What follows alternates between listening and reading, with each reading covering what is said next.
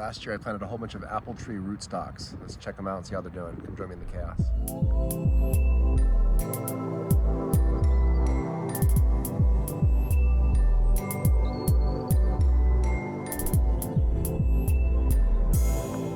So this apple tree has a ton of vigor. You can kind of see there's just tons of suckers. The ones close to the tree aren't as useful as the ones that are a little further away. But this rootstock is very fast growing, a lot of vigor.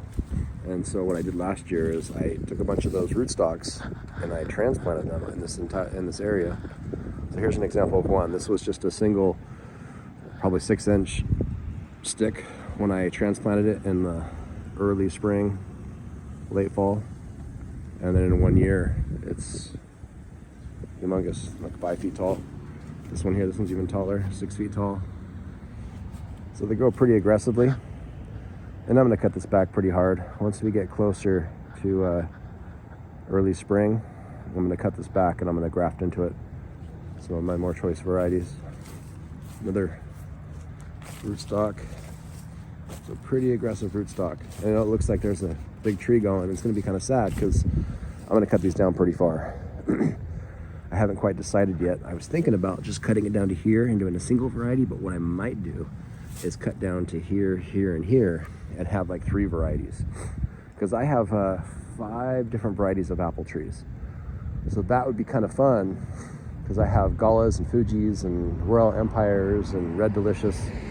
And that would be really cool to have like these branches as they continue growing to all have the genetics for that type of apple. So, you know, a big trunk that has red apples and a big trunk that has green apples, etc.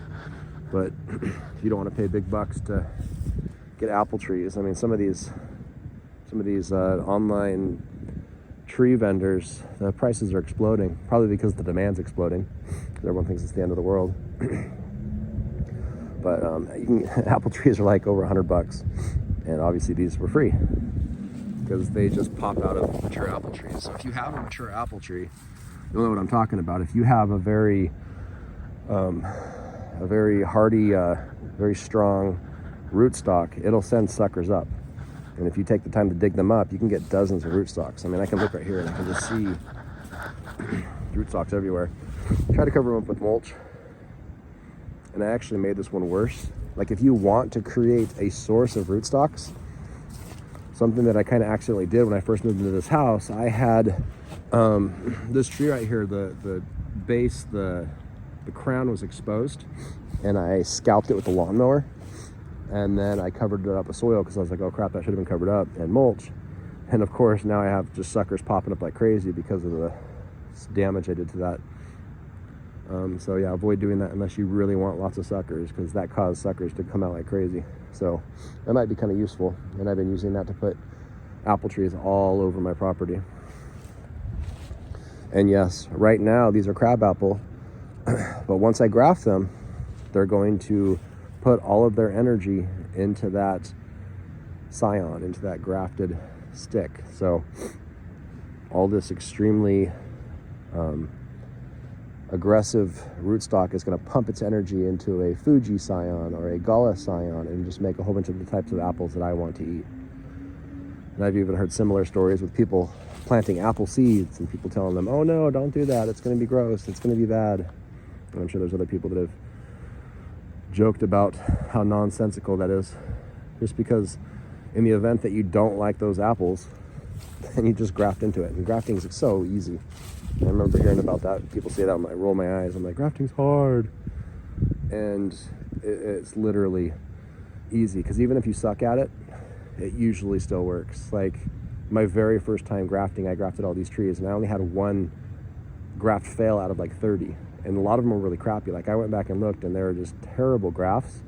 But as long as they're touching cambium to cambium at least 1 point, they kind of just heal and they forgive you for your crappy grafting and they just make it work.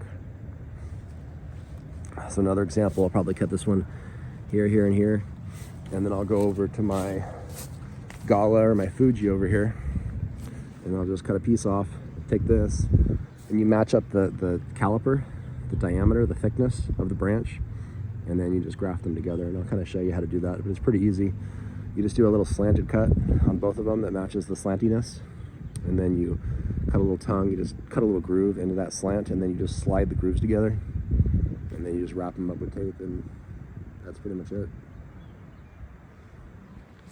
So lots of free rootstocks. You see little suckers coming up around your trees, dig them up and move them around and create your own little orchard for free.